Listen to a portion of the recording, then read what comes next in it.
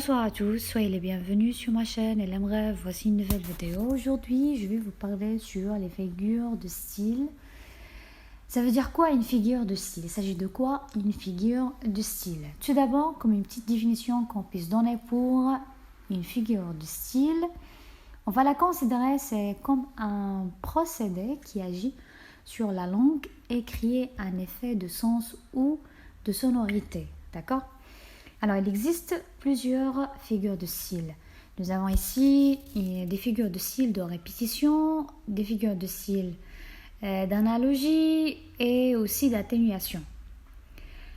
Alors, prenons les figures de style de répétition. Alors, la première, c'est l'anaphore. C'est quoi l'anaphore? C'est la répétition d'un mot ou d'un groupe de mots au début de la phrase. C'est une répétition d'un mot ou d'un groupe de mots en début de phrase. On trouve aussi le pléonasme. Ça veut dire quoi? C'est l'emploi d'un terme superflu. L'emploi d'un terme superflu, c'est-à-dire monter en haut. Monter en haut. Alors ici, c'est une répétition superflue, ça veut dire monter et en haut. Alors, c'est déjà en haut, il va monter. Donc, monter en haut. La gradation. Des mots sont assemblés successivement de manière croissante ou décroissante. Des mots sont assemblés successivement de manière croissante ou décroissante. Passons maintenant, figure de style suivante. C'est le parallélisme. Reprend une structure syntaxique. Alors, partir pour tout laisser, quitter pour tout abandonner. Alors, partir pour tout laisser, c'est la structure syntaxique. Donc, c'est la répétition. Alors, pour tout laisser, pour tout abandonner. Alors, partir pour tout laisser, quitter pour tout abandonner. C'est la même manière, bien structure syntaxique qui se répète sur les deux phrases qui sont séparées par une virgule. Et enfin, la répétition. Le mot est réécrit plusieurs fois, donc vous trouvez dans une phrase le même mot qui est écrit plusieurs fois, donc il s'agit d'une répétition. Passons maintenant aux figures de style d'analogie. Alors, on va commencer par l'allégorie. Alors, c'est quoi l'allégorie? Il représente des valeurs abstraites avec des images concrètes. Alors, vous avez ici une telle valeur abstraite.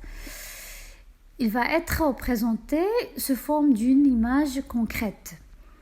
Ce n'est pas la personnification, non. Alors maintenant, la personnification est l'attribut des caractéristiques humaines à un objet ou bien un animal. On fait cet objet ou bien un animal comme un être humain.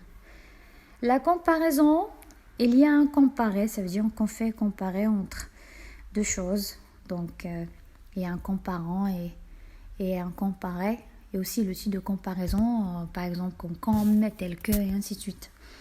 La métaphore, tout simplement, c'est une comparaison sans outil de comparaison, sans outil grammatical de comparaison. Donc, on trouve qu'il est une comparaison plus directe. Figure d'exagération. C'est l'hyperbole.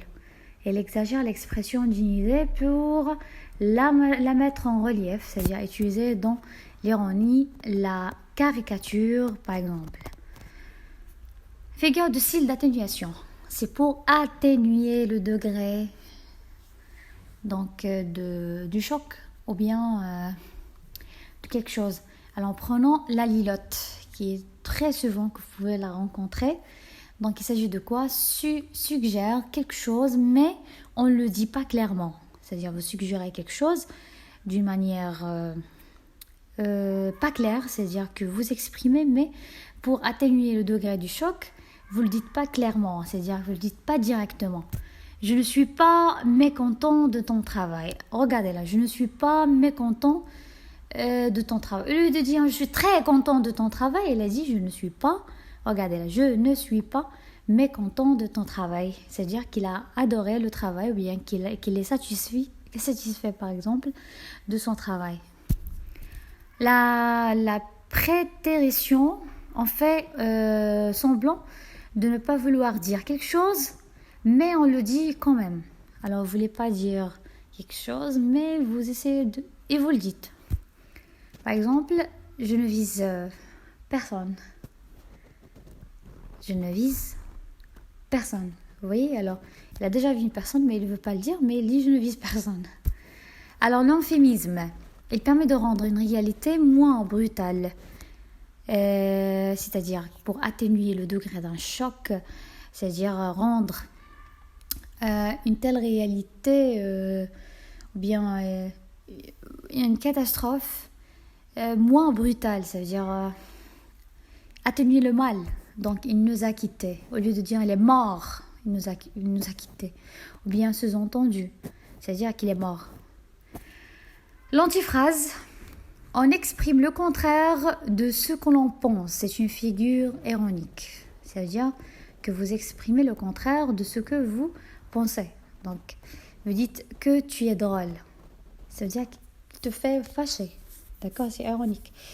Donc, voilà. Maintenant, les figures de style de construction. Alors, on a 4 figures de style. C'est l'antithèse. Alors, il met en parallèle des mots qui désignent des réalités opposées. Ça veut dire que vous avez 2 réalités qui sont opposées.